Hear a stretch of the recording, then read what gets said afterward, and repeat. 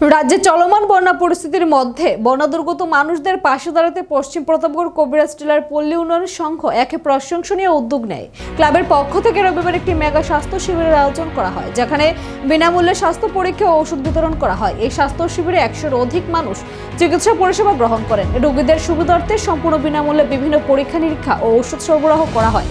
শিবিরে উপস্থিত ছিলেন রাজ্যের খ্যাতনামা চিকিৎসক ডক্টর অমিতাভ রায়, যিনি এদিন বন্যা আক্রান্ত অসংখ্য রোগীর স্বাস্থ্য পরীক্ষা করেন এবং প্রয়োজনীয় চিকিৎসার পরামর্শ দেন।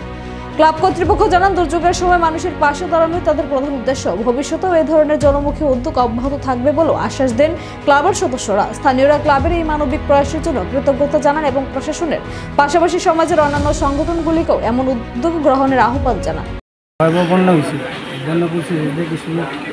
অসুস্থ হইতেছে এদিকে আমরা চাইতেছি যে আমরা ক্লাব থেকে যেদূর ক্ষমতা আমরা এই ক্ষমতা অনুসারে আমরা একটা স্বাস্থ্য শিবির করছি। আমরা সবসময় মানুষের সাথে থাকি, ক্লাবের এরিয়ার যত লোক আছে তার সঙ্গে থাকি।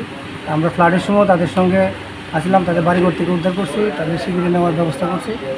মুখ্যমন্ত্রীর আদেশ করে আমরা এই স্বাস্থ্য শিবির আমরা ক্লাব প্রাঙ্গণে প্রস্তুত করছি। আর আমাদের এখানে ত্রিপুরা বিশেষজ্ঞ ডাক্তার অমিতাভ রায় মহোদয় চিকিৎসা করছে। এখন পর্যন্ত আমরা টোটাল 100 জনকে চিকিৎসা দেওয়ার পরিষেবা দিয়ে আসছি।